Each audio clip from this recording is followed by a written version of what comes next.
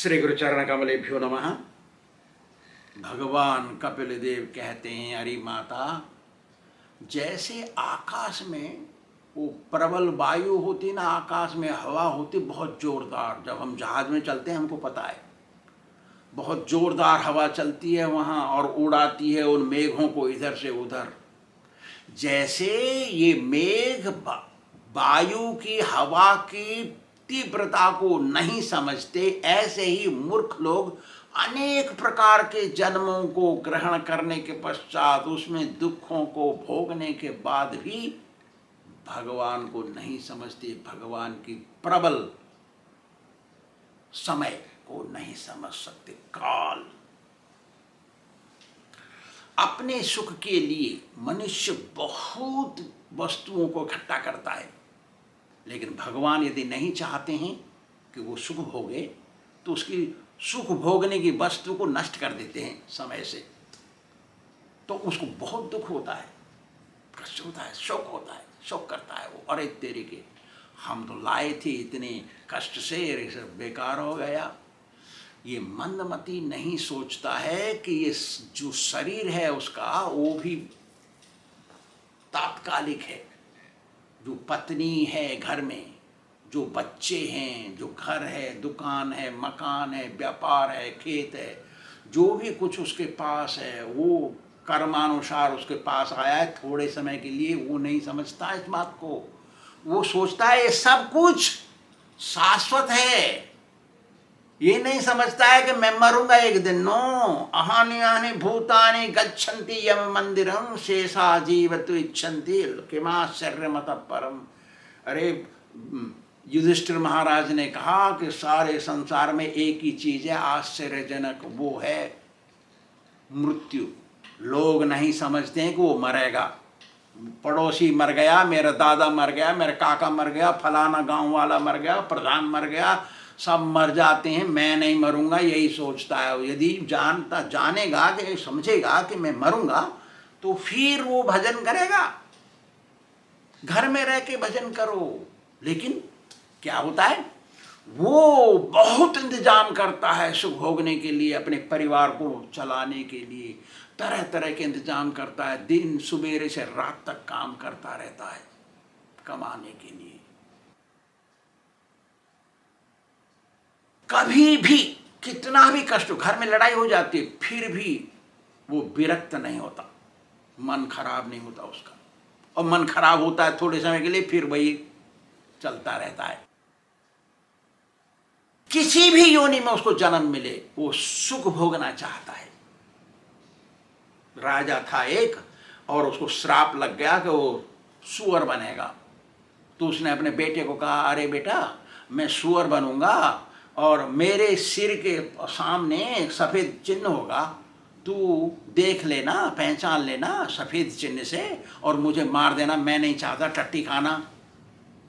तो बाप तो मर गया, कुछ समय के पश्चात बेटा बन गया राजा। तो वो भूल गया बाप की बात दुनियादारी में, तो बाप तो सुअर बन गया और वो बड़ा हो गया, उसको सुअरी मिल गई और उसमें 12 बच्चे बन गए।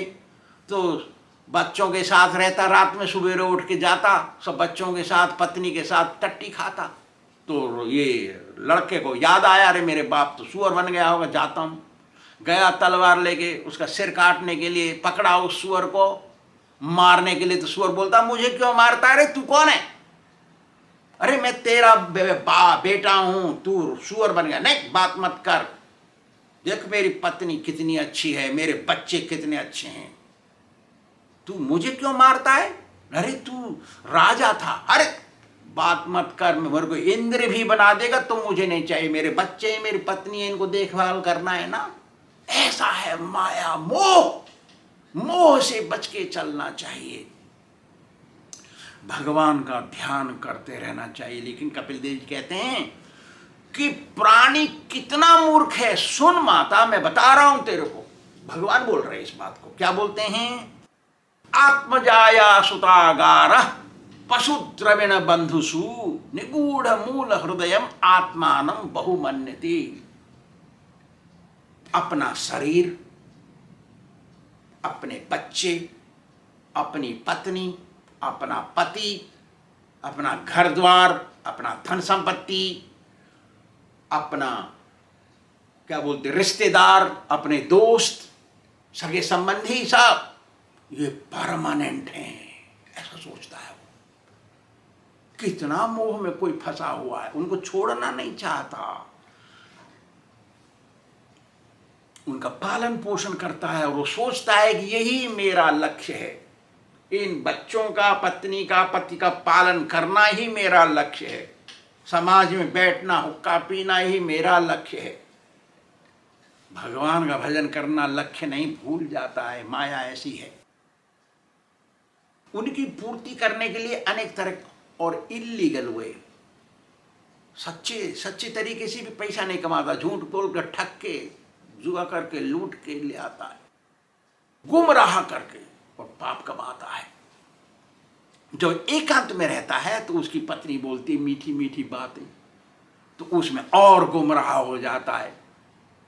जब बाहर निकलता है एकांत में से, बच्चे पीटी पीटी बात बोलते हैं तो और ज़्यादा गुमराह हो जाता है और फंस जाता है। जैसे दलदल होता है ना, दलदल में फंस जाता है, जितना हिलता है उतना घस जाता है अंदर। इंद्रियों को भोग करते हुए उसका दुख निवारण करने के लिए वह अनेक उपाय करता है, लेकिन दुख निवारण यहाँ है नहीं।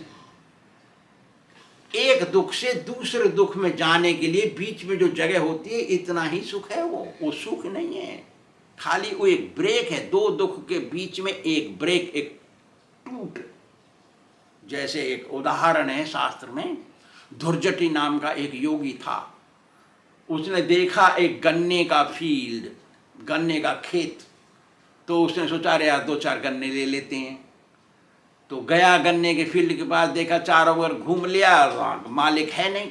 तो उसने सोचा अरे मालिक है नहीं तो क्या करें, अरे तो हम भी तो वही हैं, आत्मा तो सबके अंदर बराबर है, तो हम भी तो वही हैं। इसलिए पूछा अरे भाई 2-4 गन्ने तोड़ लें, तो अपने आप उत्तर दिया हाँ तोड़ लो और खाओ।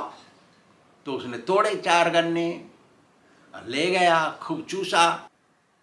तो जो छिलके अंगोला पड़ा हुआ था, 2-4 दिन हो गए लेते लेते, तो मालिक ने देखा अरे कोई हमारे गन्ने चोरी कर रहा है कौन ले आया इसने। तो छिप गया खेत के अंदर, गन्ने के खेत में छिपा, मालिक खेत का। तो ये योगी आया दोबारा, 4-5 दिन में रोजाना ले जा रहा है वो, उसको तो स्वाद लग गया। तो उसने पूछा अरे भाई मालिक, मैं 2-4 गन्ने लेना चाहता हूं, ले लूं? तो अपने आप उत्तर देता हाँ ले लो, 2-4 का 5-6 ले लो। लिया, उसने तोड़ा तो मालिक ने हाथ पकड़ लिया, अरे तो भाई तू ऐसा क्यों ले रहा है, तो हमारे गन्ने का आधा खा गया तू, बिना पूछे क्यों ले रहा है? नहीं मैं तो पूछ के लेता हूं। योगी ने कहा तू और मैं तो एक ही हैं, बालक फर्क क्या है, तू भी आत्मा है मैं भी आत्मा हूं, दोनों आत्मा एक ही, आत्मा सो परमात्मा। तो गलत बात है ये, आत्मा परमात्मा नहीं होता, परमात्मा तो भगवान कहते हैं, भगवान कैसे तू हो जाएगा। इसलिए भोक्ति मुक्ति सिद्धि कामी सकले अशांत, कृष्ण भक्त निष्काम अतएव शांत। 4 आदमी अशांत रहते हैं इस दुनिया में, जो भोग करने वाला, दुनियादारी इंद्रिय सुख, जो मोक्ष चाहता है, ज्ञानी जो योगी, परमात्मा मैं ही हूं वो सोचता है, जो तिलक नहीं लगाता है, भजन नहीं करता है, ये लोग अशांत हैं। कर्मी जो सोचता है कि कर्म ही भगवान है, कर्म करना ही भगवान है, ऐसे आदमी 4 आदमी कभी शांत नहीं रहते। केवल कृष्ण भक्ति ही शांत रहता है, क्योंकि वो कृष्ण का भक्त है, भगवान को सुख देना चाहता है। ऐसा सो लिया, उस योगी को नाव में बैठा दे, चला गया समुद्र में, लेकर के उसको पकड़ा, उसके लंबे लंबे बाल और डुबोया नीचे। पहले पूछा क्या मैं उसको डुबो दूं? हाँ डुबो दो, अपने आप उत्तर दिया। डुबोया, नाक में से सांस बंद हो गई तो उठाया ऊपर, फिर दोबारा डुबोने के लिए हाँ मैं डुबो दूं दोबारा, हाँ डुबो दो, डुबाया। तो योगी बोला ऐसा क्यों करते हो भाई? तो वो तो भगत था साहब खेत वाला, तो उसने कहा तू और मैं एक नहीं है, तेरे को सिखा रहा हूँ, तू बिना पूछे अपने आप उत्तर देकर अपने आप प्रश्न पूछ के ले जाना, ये गलत बात है। सो ये संसार है, भगवान बोल रहे हैं। देखो भाई, ये आदमी अपने कर्तव्य को अब सोचता है कि परिवार का पालन करना ही मेरा कर्तव्य है, मेरा भैया, मेरी बहन, मेरा घर, मेरा द्वार, यही सब कुछ है। और इलीगल मीन्स गलत रास्ते से पैसा लाता है और उनको देता है, इसलिए उसको नरक में जाना पड़ता है। वो तो सोचता भी नहीं, मेरा तिरस्कार होता, लड़ाई हो जाती, झगड़ा हो जाता है घर में, तो भी नहीं छोड़ना चाहता। बूढ़े बैल की तरह घर में रहेगा, बूढ़ा हो जाएगा तो भी घर में रहेगा। जो पैसा कमाना बंद कर देता है, वो पैसा नहीं कमा सकता,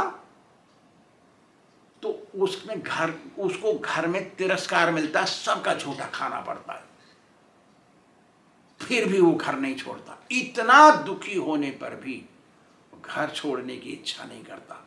मैं आश्रम में जाके रहूं, मंदिर में भजन करूं, सेवा करूं, वहां पे वो नहीं सोचता, घर में ही पड़ा रहता है।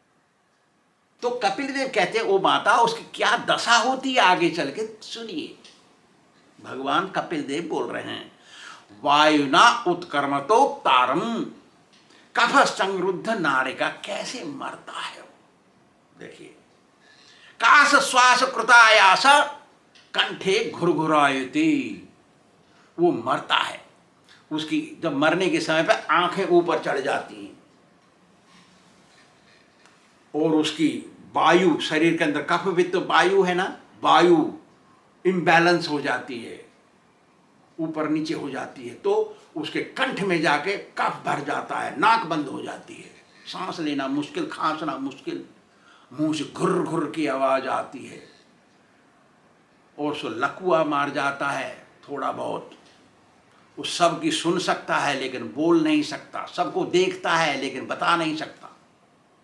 तो उसके परिवार वाले सब रोते हैं, चिल्लाते हैं, तो देखता है, सब समझता है लेकिन कह नहीं सकता कुछ भी, आंखें चढ़ी हुई हैं और मरा नहीं अभी। वो सब शोक कर रहे हैं उसके जाने के समय, तो दुखी होता है, बहुत दुख होता है उसको, और कुछ नहीं बोल सकता वो, बहुत ज्यादा व्याकुल होकर के शरीर छोड़ने के समय पर। तो देखता है यमदूतों को, भयंकर स्वरूप उनका, रस्सी लगी हाथ में, आंखें लाल लाल हैं, गुस्से के मारे ले जाते हैं उसको।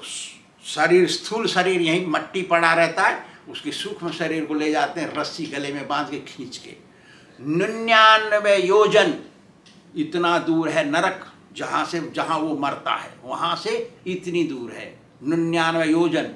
एक योजन में 8 मील होती हैं, एक योजन में 8 मील, 99 में 8 का गुणा करो, 9 81, ऐसा कुछ है, 792 किलोमीटर मील दूर, और उसको 2 मुहूर्त में, माने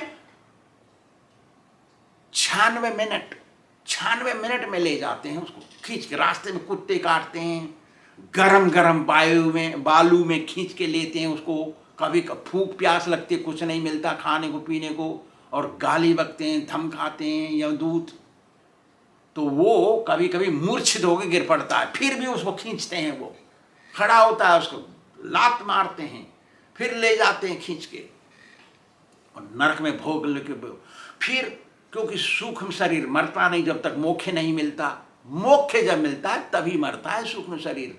तो नरक में जाते समय वो नहीं मरता है, वो गरम गरम तेल में उबालते हैं, पकौड़ा बनाते हैं उसका, तो मरता नहीं उसमें, चिल्लाता है, कोलू में पेलते हैं उसको, चिल्लाता है वो, और वो क्या गिद्ध काटते हैं, कुत्ते काटते हैं, क्या क्या नहीं होता है उसका वहां पर। गरम गरम लाल सी स्त्री का स्वरूप लोहे का लेके आते हैं और कहते हैं उसको पकड़ो, उसको आलिंगन करो, तुमने तो यहां गंदगी किया। तो ऐसा, चाहे वो स्त्री हो चाहे वो पुरुष हो, जो पाप करता है उसको तो भोगना पड़ेगा, भगवान बोल रहे हैं। इसलिए पाप कर्म को त्यागने के लिए भगवान का भजन करना चाहिए, पाप कर्म बिना भगवान के भजन से त्यागना मुश्किल है, असंभव है। भगवान का जब भजन करते हैं तो अंदर एक ताकत बनती है, आध्यात्मिक ताकत, तभी वो भौतिक वस्तु दूर होती है हमसे। कभी कभी लोग कहते हैं यहीं है नरक स्वर्ग, तो भगवान कह रहे हैं देखो सुनो मैया, अत्रैव नरक स्वर्ग इति मात प्रचक्षते। कोई कोई लोग ऐसा कहते हैं, या यातना वे नारकस्य ता इहापि उपलक्ष्यतारी मैया। को लोग कहते हैं यहीं नरक यहीं स्वर्ग है, कोई दुख भी है तो उसको कहते हैं नरक में भोग रहा है वो, कोई सुखी है तो ओ कार में चल रहा हो तो सुखी है, स्वर्ग भोग रहा है, ऐसा बोलते हैं ना। ये गलत बात है। अरे ये तो केवल सैंपल है। जैसे तुमने कोई बड़ी चीज ऑर्डर करी, बहुत बड़ा कारपेट, कोई भी चीज, तो वो सैंपल लेके आता है सूटकेस में सेल्समैन घर पे, वो सैंपल दिखाता है, वो तो सैंपल है। यहाँ जो स्वर्ग नरक दिखाई देता है वो सब सैंपल है, असली चीज तो मरने के बाद मिलता है। वहां जब उसको यातनाएं पूरी तरह से मिल जाती हैं, थोड़ा सा पाप बचा रहता है, और वो भोगने के नरक में भोगने के लिए नहीं है, तो उसको यहाँ फेंक देते हैं, हीन योनि में जन्म देते हैं। हीन योनि में जन्म लेता है वो, हीन योनि में जन्म लेके फिर वहां पे शुद्धि होती है उसकी। शुद्ध करना ही भगवान का लक्ष्य है, और मनुष्य का लक्ष्य है भगवान का भजन करना।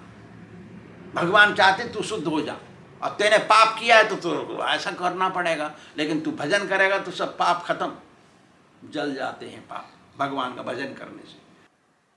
तो वो कहते हैं 84 सहस्रम भुक्त्वा मानुष्यमाप्नुयात्, 84 लाख योनियों में भ्रमण करने के बाद ही भगवान के भगत का मनुष्य स्वरूप, भगत का स्वरूप मिलता है उसको, मनुष्य स्वरूप। इसलिए अब मनुष्य स्वरूप मिला है हमें, भगवान का भजन करना चाहिए। चाहे हम घर गृहस्थी में हैं, चाहे हम सन्यासी हैं, गृह थाको बने थाको, सदा हरि बोले डाको।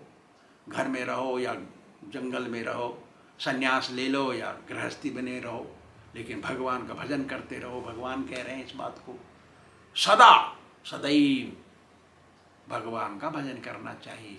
यही मनुष्य शरीर का लक्ष्य है। श्री राधा गोविंद भगवान की जय।